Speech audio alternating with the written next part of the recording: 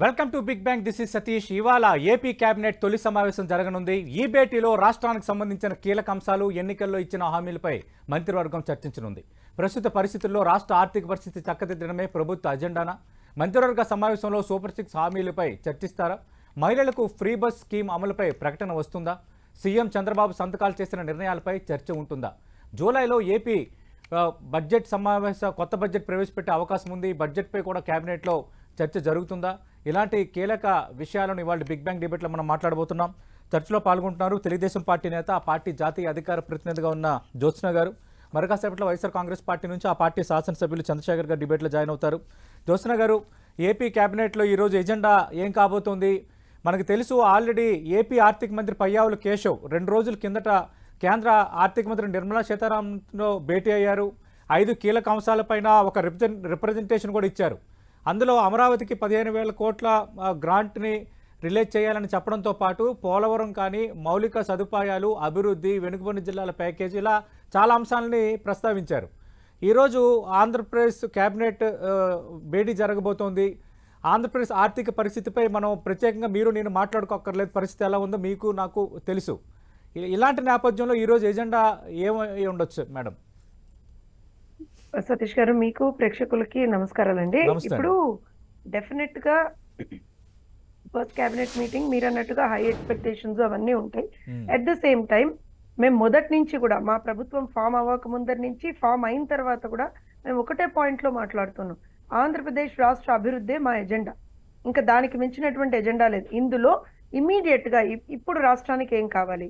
For example తీసుకుంటే మన ఆర్థిక మంత్రి పయ్యావుల కేశవ్ గారు మాట్లాడినప్పుడు కూడా, కేంద్రంలో ఉన్నటువంటి పెద్దలతోటి, ఫైనాన్స్ మినిస్టర్ తోటి మాట్లాడినప్పుడు కూడా మీటింగ్ లో ఉన్న ఒకటే ఏం చెప్పారు అనంటే, ముందరగా పోలవరానికి, అమరావతికి ఒక సపోర్ట్ అనేటువంటిది కేంద్ర ప్రభుత్వం నుంచి కావాలి. దానికి సంబంధించి ఒక బేసిక్ అంటే ఒక రకంగా బేసిక్ అమౌంట్ ఎంత కావాలి అనేటువంటిది మొన్న ఒక స్పెక్యులేటివ్ ఫిగర్ మొన్న అక్కడ చెప్పారు. దానికి సంబంధించినటువంటి చర్చలు జరుగుతున్నాయి. దాంతో పాటుగా ఇవాళ మంత్రి మండలిలో అసలు ఆంధ్రప్రదేశ్ లో ప్రతి మినిస్ట్రీలో అసలు పరిస్థితి ఏ రకంగా ఉంది? ఎందుకంటే ఇప్పుడు ఫర్ ఎగ్జాంపుల్ తీసుకుంటే టూరిజం మినిస్ట్రీ ఉందండి. టూరిజం మినిస్ట్రీలో ఏ రకంగా పరిస్థితి ఉంది? ఎంత నిధులు వచ్చాయి, అసలు ఆ నిధులను ఎక్కడ ఖర్చు పెట్టారు అనేటువంటిది ఒక శ్వేతపత్రం రిలీజ్ అవ్వాలి కదా. ఫర్ ఎగ్జాంపుల్ తీసుకుంటే, అలానే మనం తీసుకుంటే మన విద్యుత్ ఉందనుకోండి, విద్యుత్ కి సంబంధించినటువంటిది ఒక బేసిక్ అండర్స్టాండింగ్ అంటాం మనం. ఎందుకంటే గత 5 సంవత్సరాల్లో అసలు డబ్బులు ఎక్కడి నుంచి వచ్చాయి, ఎక్కడికి వెళ్ళాయి, ఏ రకంగా జరిగింది, financial situation in the state ఏంటి అనేటువంటిది ఏ రోజున కూడా గత ప్రభుత్వం ఎక్కడా కూడా ట్రాన్స్పరెన్సీ మెయింటైన్ చేసింది లేదు. ఇప్పుడు టూరిజం అనుకుంటే నేను ఎందుకంటున్నా అంటే, మొన్న రిషికొండలో మనం చూసాం. ఏమన్నారు? అయ్య బాబాయ్, అసలు ఇది ఫస్ట్ ఏమో క్యాంప్ కార్యాలయం అన్నారు, తర్వాత లేదండి ఇది మేము టూరిజం బిల్డింగ్ అన్నారు. సో ఇప్పటికీ కూడా ఒక అంబిగ్యూటీ, ఒక కన్ఫ్యూజన్ ఏముంది అని అంటే, అది క్యాంప్ కార్యాలయమా లేకపోతే టూరిజం బిల్డింగ్? వాళ్ళు ఇచ్చారు ఒక ఎక్స్ప్లెనేషన్, టూరిజం బిల్డింగ్ అని. టూరిజం బిల్డింగ్ అయితే టూరిజం డిపార్ట్మెంట్ నుంచి 600 కోట్లు రావాలి కదా. సరే, వాళ్ళు చెప్పిన 450 కోట్లు రావాలి కదా. ఎక్కడి నుంచి వచ్చాయి? ఏ హెడ్ కింద పెట్టారు? ఎప్పుడు రిలీజ్ అయ్యాయి? జీవో ఏంటి? అంటే ట్రాన్స్పరెన్సీ ఏం లేదు కదా సతీష్ గారు.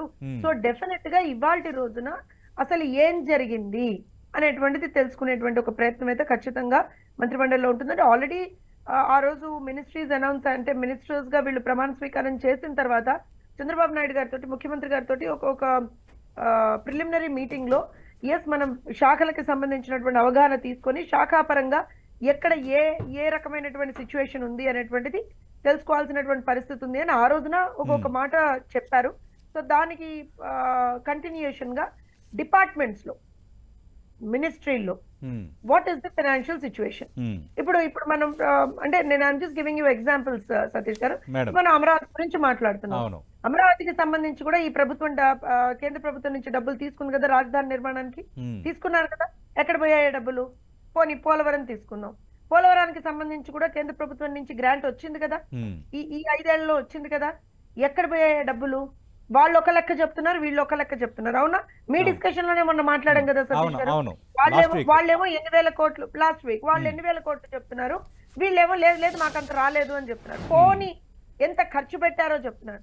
సో ఇవన్నీ కూడా ఒక అంబిగ్యూటీ ఉన్నప్పుడు ఆ అంబిగ్యూటీని దూరం చేయాల్సినటువంటి బాధ్యత ప్రజలకి ఒక క్లియర్ పిక్చర్ ఇవ్వాల్సినటువంటి బాధ్యత ప్రభుత్వం మీద మా మీద ఉంది కదండి. ఉమ్, సో మేము అది చేస్తాం. First thing okay. ఒక ట్రాన్స్పరెన్సీ అనేటువంటిది మా ప్రభుత్వంలో మెయింటైన్ అవుతుందండి. ఉమ్, సో ఇప్పుడు ఎందుకనంటే వీళ్ళు ఉన్నప్పుడు ఉమ్, ప్రతి నెల కూడా దేహి అని అడుక్కున్నటువంటి పరిస్థితి చూసాం కదా సతీష్ గారు. ఉమ్. జీతాలు అంటే ఇవ్వాలంటే జ్యోత్స్న గారు నేను అదే అడుగుతున్నాను మేడం, అదే అడుగుతున్నాను. ఆల్రెడీ అసలు ఎంత మిగిల్చారో, ఎంత ఏ విధంగా ఖర్చు పెట్టారో, ఏ స్థాయిలో అప్పులు తెచ్చారో ఇంకా పూర్తిగా వివరాలన్నీ మేము రాబట్టాల్సి ఉందని ముఖ్యమంత్రి స్వయంగా ఒక స్టేట్మెంట్ చేశారు. Yes.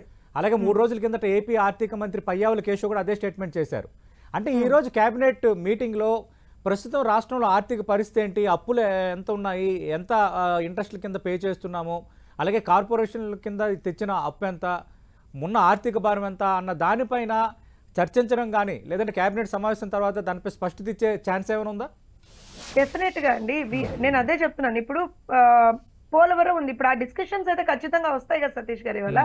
పోలవరం ఉంది. మొన్న ఒక సమీక్ష చేశారు కదా, ప్రిలిమినరీ సమీక్ష ముఖ్యమంత్రి గారు చేశారు కదా. అవును. అమరావతి ఉంది, ప్రిలిమినరీ సమీక్ష ముఖ్యమంత్రి గారు చేశారు కదా. ఉమ్, చేసినప్పుడే సంబంధిత అధికారులకి what is the situation, factual situation um, నాకు చెప్పండి అనేటువంటిది అయితే అధికారులు కూడా ఆదేశించారు కదా. ఉమ్, సో దానికి సంబంధించినటువంటి ఒక understanding what we call, Okay. నేను దాన్ని పర్ఫెక్ట్ ఏమంటారంటే రిపోర్ట్ వస్తుంది అని 2 రోజుల్లోనే 3 రోజుల్లోనే రిపోర్ట్ వస్తుందని నేనైతే చెప్పలేను సతీష్ ఒక గారు. అంచనా. కానీ ఉమ్, ఒక్కొక్క అంచనా వస్తుంది కదా. yes. ఆ అంచనాకి సంబంధించినటువంటి డిస్కషన్ కూడా ఇవాళ జరుగుతుంది కదా అంటున్నాను నేను. Okay, మంత్రి మండలిలో దానికి సంబంధించినటువంటి డిస్కషన్ కూడా జరుగుతుంది. Hmm. ఈ అంటే మేము ఛార్జ్ తీసుకునే దగ్గర నుంచి సంబంధిత అధికారులు మేము ఎక్కడికక్కడ అంటే వాళ్ళ నుంచి ఇన్ఫర్మేషన్ తీసుకునేటువంటి ప్రయత్నం చేస్తా ఉన్నాం కాబట్టి ఒక ప్రిలిమినరీ అండర్స్టాండింగ్ అనేటువంటిది అయితే ఎంతో కొంత వచ్చిందండి. Okay so madam. దాన్ని కూడా మంత్రి మండలిలో డిస్కస్ చేసేటువంటి ఒక సిచ్యువేషన్ ఉంటుంది మంత్రివర్గ సమావేశంలో. ఎందుకని అంటున్నంటే రైట్ మేడం. ఇప్పుడు కొన్ని శాఖలు already they have taken charges.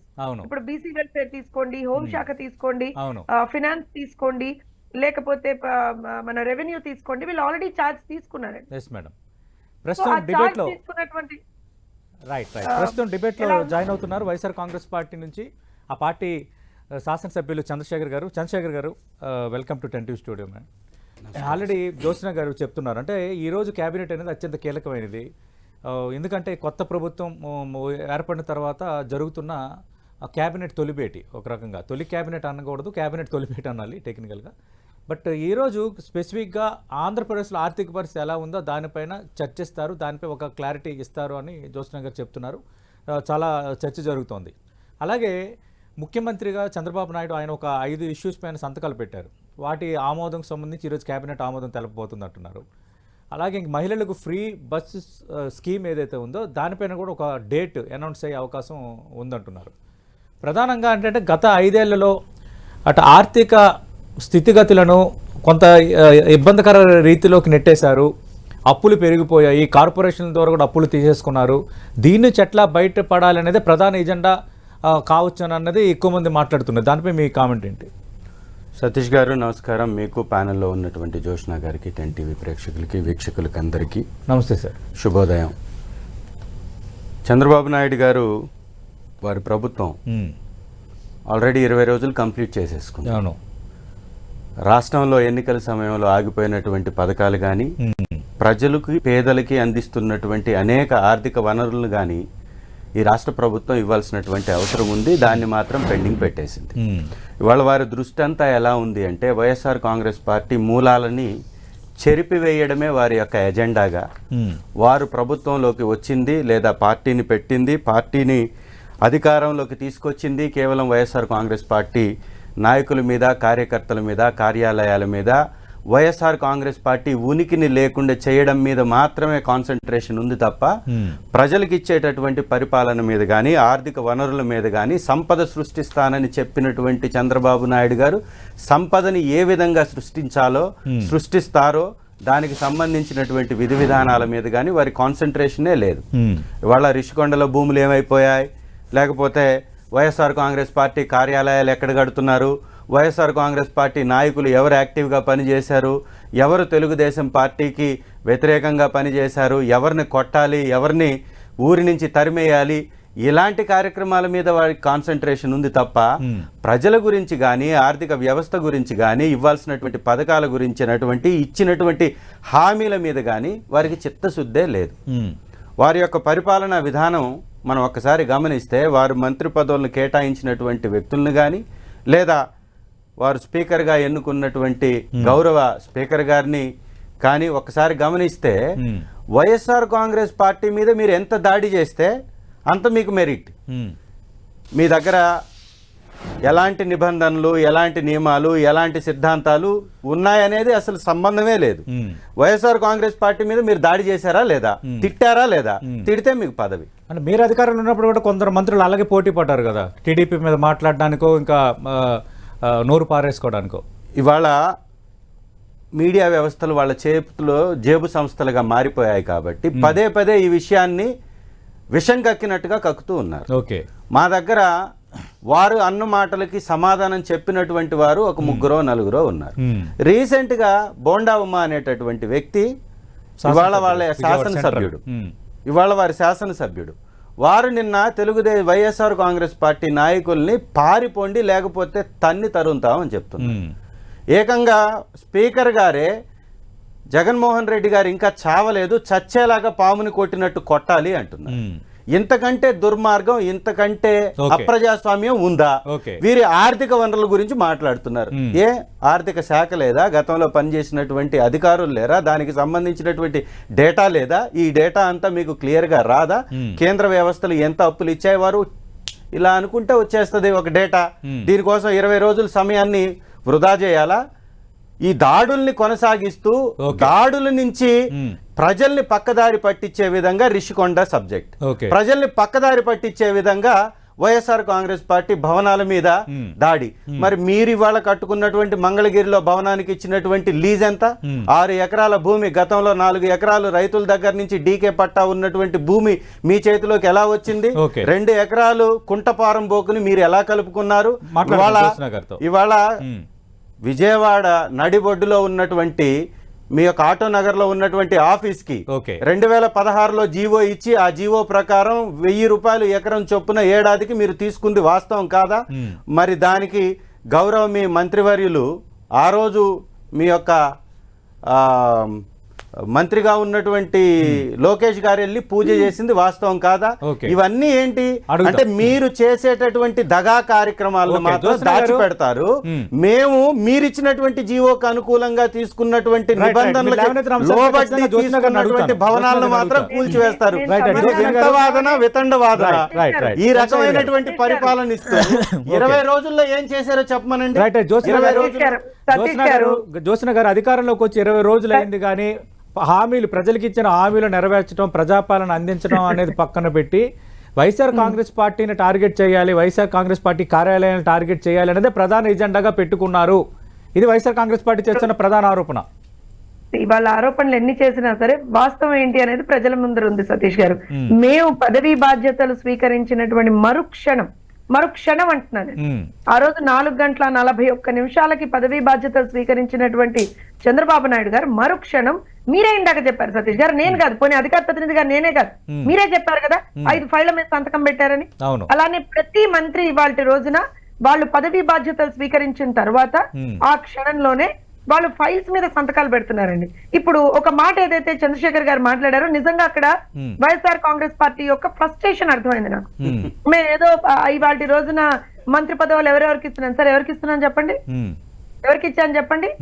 సవితమ్మకి ఇచ్చాం, కొండపల్లి శ్రీనివాస్ కి ఇచ్చాం, రామ్ ప్రసాద్ రెడ్డికి ఇచ్చాం. చెప్పండి సార్, వీళ్ళకి ఏం బ్యాగేజ్ ఉంది సార్? వీళ్ళు ఏం తప్పు చేశారు సార్? వాసంశెట్టి సుభాష్ కి ఇచ్చాం. ఏం తప్పు చేశారు సార్? వీళ్ళు ఏ రోజున ఎవరిని తప్పుగా మాట్లాడారు సార్? మీ అమ్మ మొగుడని ఎవరన్నా అన్నారా సార్? లేదు, హోంమంత్రి గారు అసలు ఎవరిని మాట్లాడారు?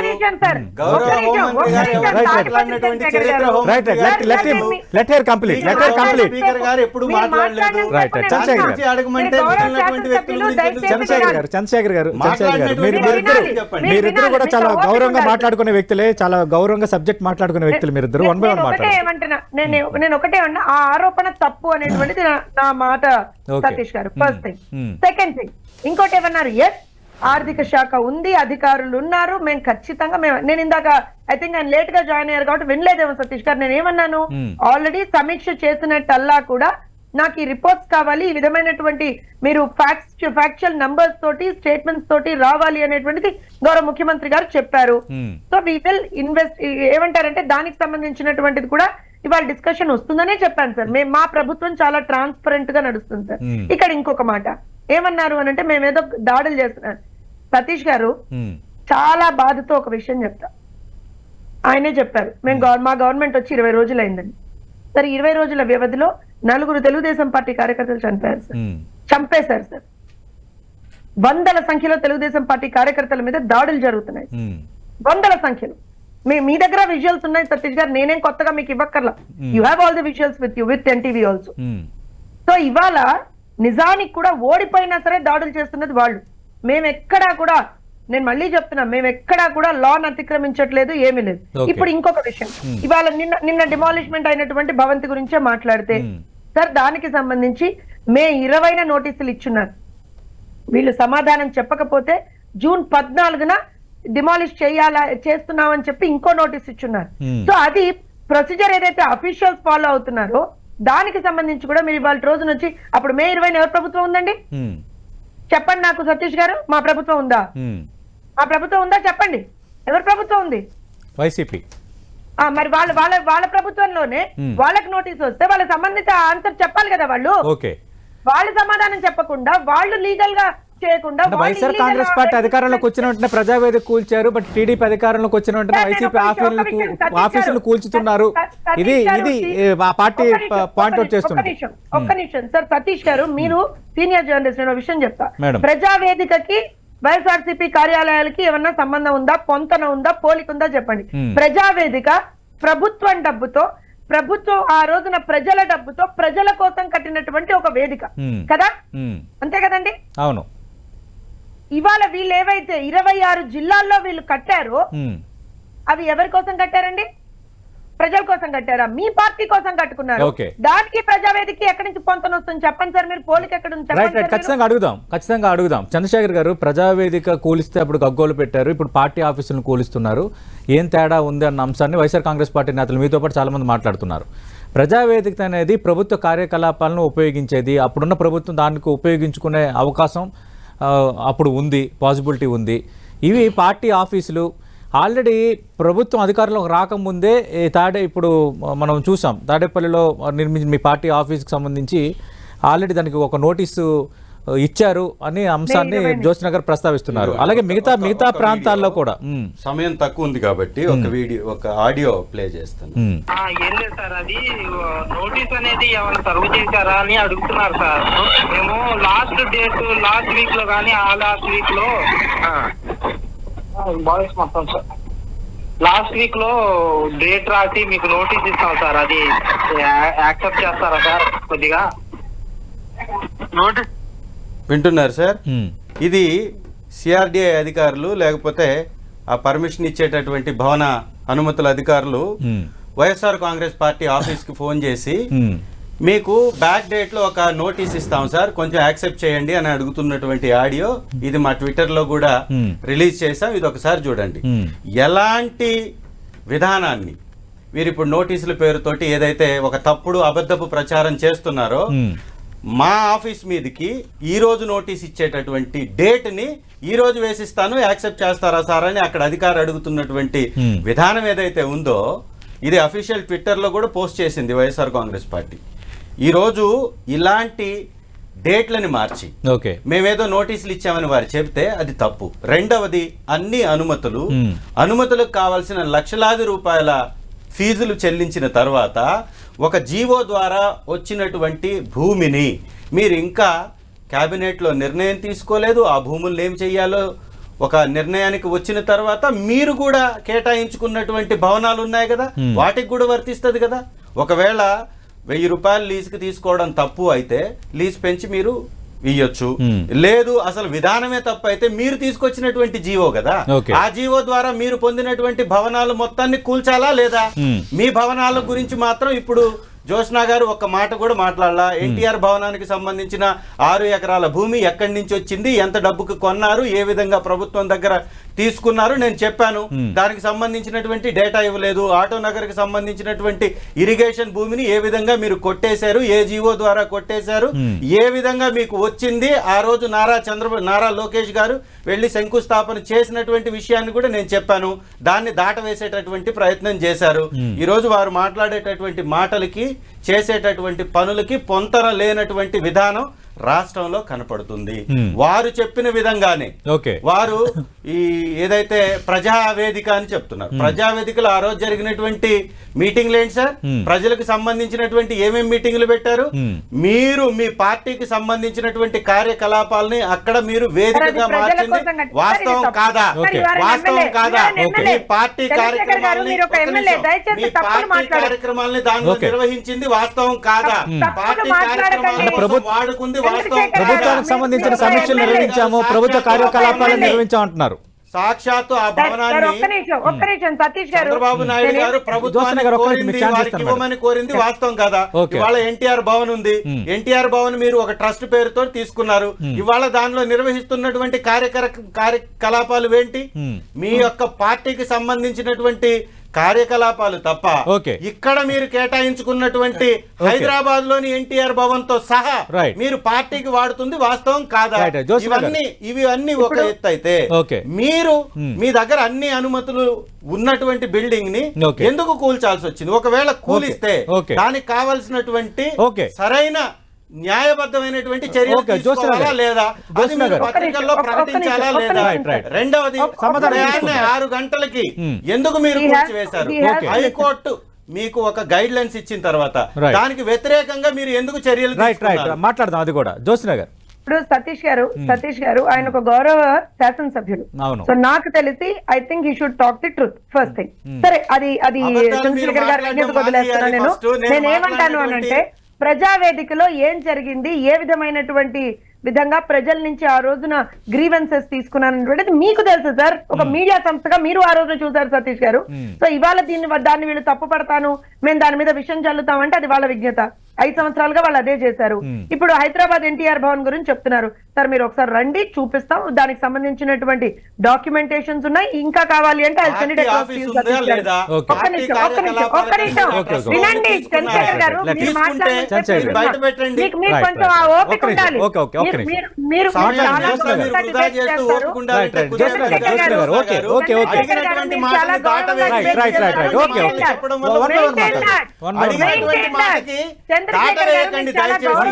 అడిగిన ప్రశ్నకి సమాధానం చెప్పండి. ఎన్టీఆర్ భవన్ ని మీరు ప్రభుత్వం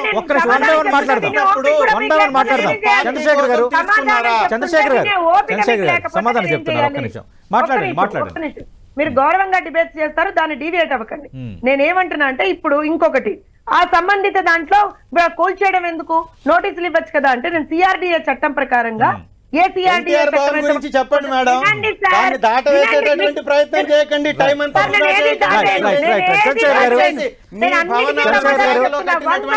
ఎన్టీఆర్ భవన్ సంబంధించిన డాక్యుమెంటేషన్ ఏ టు జెడ్ చూపిస్తామని అంటున్నారు. మీకు వినే ఓపిక ఉండాలి. 2016 లో జీవో తెచ్చి మీరు ఇదే జీవో ప్రకారం చంద్రశేఖర్ గారు ఈ నిజాన్ని చెప్పండి. మీకు వినే ఓపిక లేకపోతే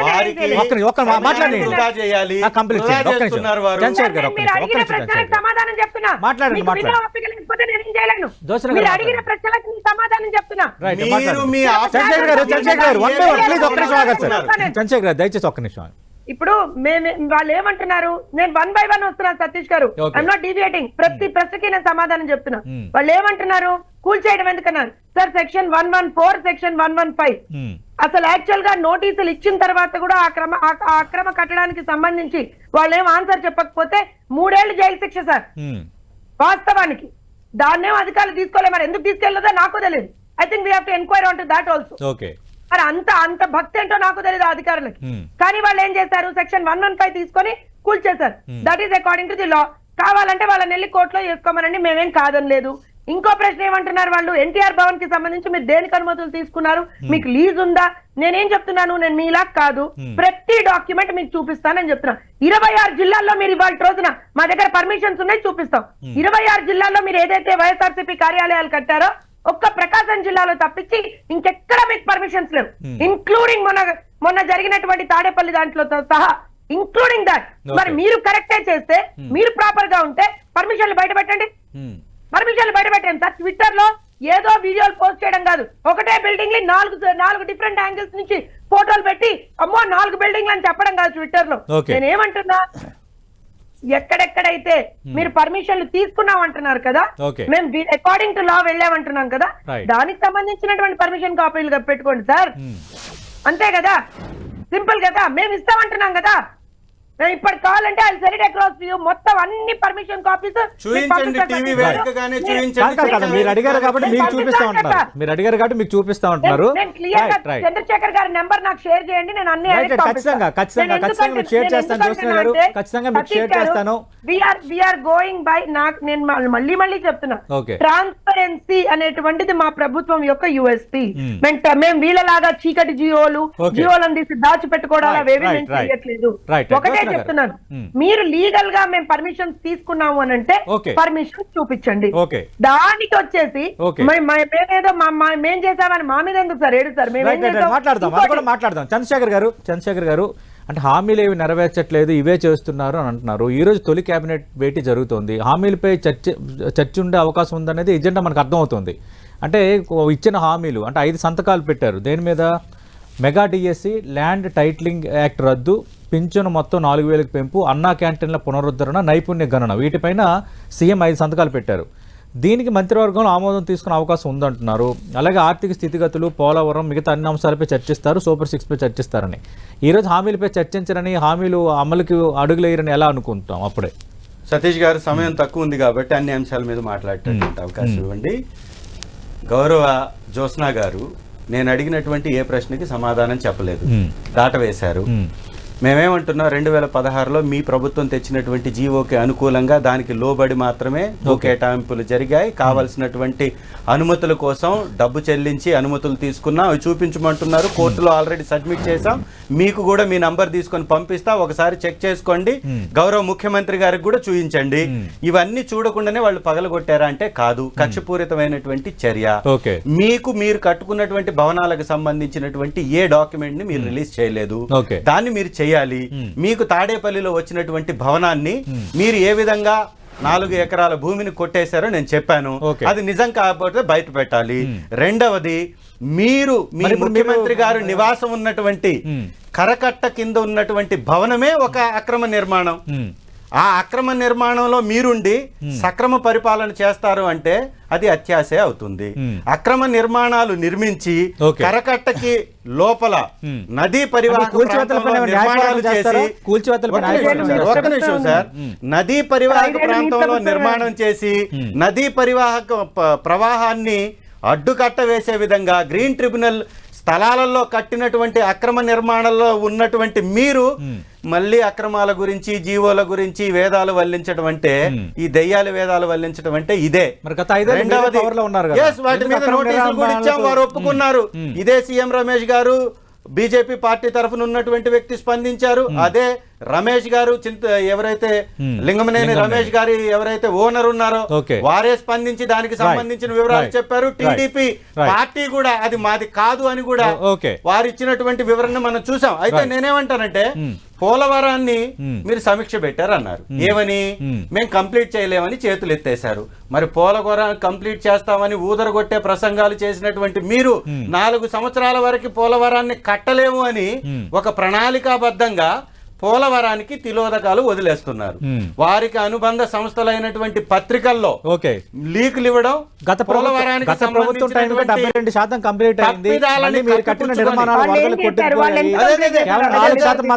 ఇదే వేదికగా మనం మాట్లాడుకున్నాం. ఆ పోలవరం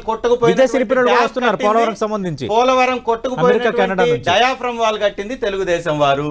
గ్యాప్ వదిలేసి అప్పర్ కాపర్ డ్యామ్ నుంచి వాటర్ వచ్చే విధంగా చేసింది తెలుగుదేశం వారు. వారి ప్రభుత్వం దిగిపోయింది 2019 మేలో, వరదలు వచ్చింది 2019 జూన్ లో. అంటే కేవలం 12 రోజుల్లో వచ్చినటువంటి వరదలకి కొట్టుకుపోతుంటే ప్రభుత్వం నిద్రపోయిందా? ప్రభుత్వంలో